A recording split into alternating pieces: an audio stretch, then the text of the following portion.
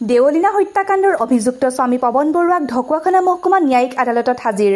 এগৰাকী নিৰ্বোধ নিসহায় কিশোৰীক জিয়া যন্ত্ৰণা ভোগাই হত্যা কৰা বৰ্বৰ কাণ্ডই জোকাৰি গৈছে সমগ্ৰ ঢকুৱাখানা মহকুমা। 18 বছৰীয়া কিশোৰী দেৱলীনা সোণোৱালক ঢকুৱাখানাৰ নাৰায়ণপুৰ চাপৰিগাঁৱৰ মৃদুল বৰুৱাৰ পুত্ৰ পৱন বৰুৱাই হত্যা কৰি আত্মহত্যাৰ ৰূপ দিবলৈ চেষ্টা কৰা দেৱলীনা হত্যাকাণ্ডৰ অভিযুক্ত স্বামী পৱন বৰুৱাক আজি ঢকুৱাখানা মহকুমা ন্যায়িক আদালতত হাজিৰ কৰে। ঢকুৱাখানা আৰক্ষী থানাৰ 312024 নম্বৰ গোচৰৰ আসামী পৱন বৰুৱাৰ বিৰুদ্ধে যৌতুক দাবী গাৰ্হস্থ্য হিংসা আইনৰ ধাৰাত গোচৰ পুঞ্জীভূত হৈছে। তদন্তকাৰী আৰক্ষী বিষয়া গৌৰৱ কৌস্তভ মণিভূমিজৰ তদন্ত অব্যাহত ৰখা সমান্তৰালভাৱে সোণাৰী চাপৰি আৰক্ষী চকীৰ অন্তৰ্গত কেঁকুৰি কছাৰী গাঁৱৰ কিশোৰী দেৱলীনা সোণোৱালক হত্যা কৰি আত্মহত্যাৰ ৰূপ দিয়া বুলি স্বামীৰ বিৰুদ্ধে উত্থাপিত হৈছিল অভিযোগ। ইপিনে ঢকুৱাখানা আৰক্ষীয়ে স্বামী পৱন বৰুৱাক গ্ৰেপ্তাৰ কৰিছিল ঘটনা সংঘটিত হোৱাৰ দিনাই। এই নৃশংস হত্যাকাণ্ডৰ পাছতে ক্ষুব্ধ মহিলাই বুধবাৰে বিয়লি কেঁকুৰি সোণাৰী চাপৰি অঞ্চলৰ মহিলা সমাজে নৰহত্যাকাৰী স্বামী পৱন বৰুৱাক ফাঁচীৰ দাবী জনাই সোণাৰী চাপৰি আৰক্ষী চেকি ঘেৰাও কৰাৰ সময়তে ঢকুৱাখানাত উপস্থিত হয় দেৱলীনাৰ মৃতদেহ।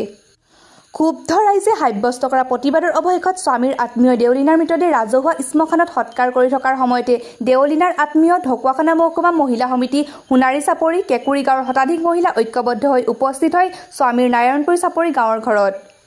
ক্ষুব্ধ আৰু উত্তেজিত মহিলাসকলৰ দাবীত হেও মানি দেৱলীনাৰ অৰ্ধদগ্ধ মৃতদেহ শ্মশানৰ চিতাৰ জুইৰ পৰা নমাই গাড়ীত উঠাই পুনৰ স্বামী গৃহলৈ আনি স্বামী ঘৰৰ চোতালত দাহ কৰিছিল পত্নী দেৱলীনাৰ মৃতদেহ।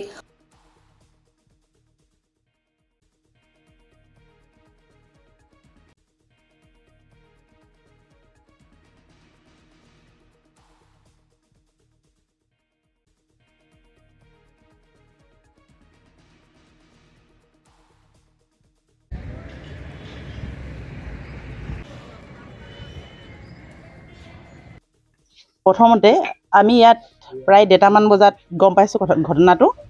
গম পাই আমি লগে লগে গ'লোঁ, গৈ মানে দেখিছোঁগৈ তাত ছোৱালীজনী মানে এৰাই মেলি তেনেকৈ পেলাই থৈ দিছে, তেনেকৈ মাটিত পেলাই থৈ দিছে। তাত চালোঁ ভিতৰত মানে বাহিৰত মানুহ নাই, ভিতৰত মানুহ 3-4 গৰাকীমান মানুহ আছে, কিন্তু মানুহ অকল মাইকী মানুহ আছে, কিন্তু পৱনো নাই, তেখেতৰ দেউতাক মানে ঘৰত কোনো নাই মানুহ। আমি গৈ পোনে সুধিলোঁগৈ পৱন ক'ত গ'ল, তেতিয়া কৈছে যে পৱন নাই বোলে, সি বৰ্তাকৰ ঘৰত আছে। যদি সি হত্যাকাণ্ড কৰা নাই, ছোৱালীজনীক যদি সি মৰাই নাই, তেতিয়া সি কেলৈ পলাব লাগে?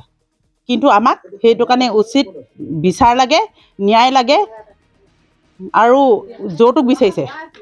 আজি বিয়া হোৱা 2 মাহ হোৱা নাই, সিহঁতে ভালকৈ মৃত্যুৱে হোৱা নাই, ঘৰত মৃত্যু হোৱা নাই, যৌতুক বিচাৰিবলৈ ক'ত সি পালে সিহঁতে? অঁ, গাত আৰু দাগ আছে, আঘাত আছে, ভৰিত মানে পুৰা 2টা দাগ আছে, 2টা ভৰিত 2টা দাগ আছে, ভৰি তলুৱাটো আছে, তাৰপৰা ডিঙিত মানে গোটেইডোখৰ ডিঙিত এই ৰাউণ্ডটো গোটেইটো মানে ক'লা দাগ। এইখিনি সম্ভৱ লোহাৰৰ চিন তেনেকৈ হেঁচামত তেনেকুৱাই হ'ব লাগিব। পিঠিটো অকণমান দাগ আছে, আমি সম্পূৰ্ণ খুলি নিজে চাইছোঁ, তেনেকৈ চব দাগ আছে। তেনেকৈ সি হত্যাকাণ্ড আৰু 5 লাখ টকা ডিমাণ্ড কৰিছে, সোণৰ চেইন এডাল, তেনেকৈ ফোনযোগে কৈছে, ফোনযোগে কৰিছে সেইবোৰ।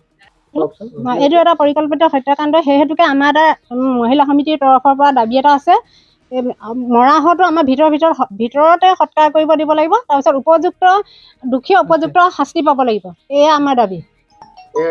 হয়, এইটো এটা পৰিকল্পিত হত্যাকাণ্ড, কাৰণ তেখেতৰ স্পট আছে, দেহত ডিঙিত স্পট আছে, ভৰি হাতত স্পট আছে, এইটো এটা পৰিকল্পিত হত্যাকাণ্ডই হয়।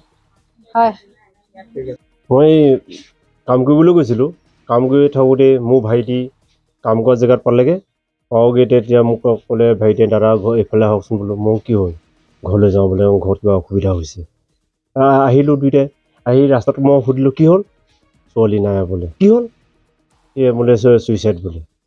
একদম ঘটনাস্থলীত গৈ পালোঁগৈ, প্ৰায় দেখিলোঁ যে মৃতদেহটো মানে সম্পূৰ্ণ তাৰমানে এই ডিঙিটো মানে এনেকুৱা দাগ এটা আছে, মুঠতে প্ৰায় ইমানমান সোমাই যায় ডিঙিটো।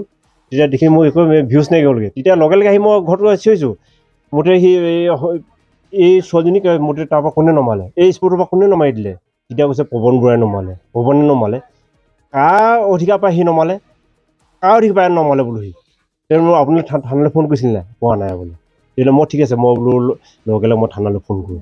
তেতিয়াহে মুঠতে সিহঁতে থানা যোগাযোগ কৰিছে। পইচা ডিমাণ্ড কৰিছিল? পইচা ডিমাণ্ড কৰিছে 5 লাখ টকা। আজি প্ৰায় 15-20 দিনমান হ'ল। কেনেদৰে ডিমাণ্ড কৰিছিল? ডিমাণ্ড মুঠতে যৌতুকৰ ডিমাণ্ড আৰু সেইটো। অঁ, ফোনযোগে কৈছে যৌতুকৰ ডিমাণ্ড, সেইটো পৱন বৰুৱা। 5 লাখ টকা 5 লাখ টকা ডিমাণ্ড কৰিছে আৰু তা মই ক'লো যে মই তোমাক 5 লাখ টকা দিব নোৱাৰোঁ লাগিলে মই ছোৱালীজনী ঘৰলৈ ঘূৰাই পিনে লৈ গুচি যাম আৰু সোণৰ চেইনডালৰ সি বোলে মাকক ফোনৰ যুগত কৈছে মোক সোণৰ চেইনডাল লাগিব বুলি কৈছে মই আজিহে এই ঘটনাটো শুনিছোঁ যৌতুক নিদিয়াৰ বাবে ঘটনাটো যৌতুক নিদিয়া মানে যৌতুক নিদিয়াৰ বাবেই তাৰমানে হত্যাকাণ্ড কৰিছে যেতিয়া ঘটনাটো হৈছিলে তেতিয়া পৱন বোলা ল'ৰাজন ঘৰত নাছিলে ঘৰত নাছিলে মই এটা সুধিছিলোঁ সেই বুঢ়ীমাকক পৱন ক'লৈ গ'ল পৱন নাজানো বুলি মোক কৈ দিলে চৰকাৰলৈ আপুনি কি আহ্বান জনাব প্ৰশাসনলৈ কি আহ্বান জনাব প্ৰশাসনে আমাক সহায় কৰক আৰু মুঠতে আমাৰ গাঁৱৰ দোষী শাস্তি পাব লাগে সিমান আকৌ ন্যায় লাগে আমাৰ মহিলাসকলকো তাৰমানে আমি প্ৰতিবাদৰ কাৰণে এই লগত লৈ সহায় বিচাৰিছোঁ সেই মহিলাসকল আহি আছে লগত মোৰ ঘৰতে আছে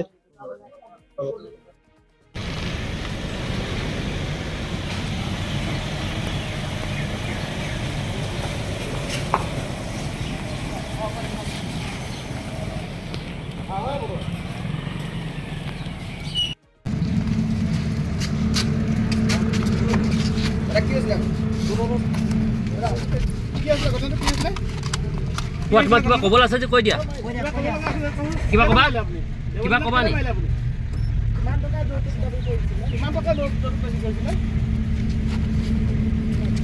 কৈ দিয়ক আপোনাৰ কিবা ক'বলৈ আছে কৈ দিয়ক আকৌ আহিব মেডিকেল যিমানটো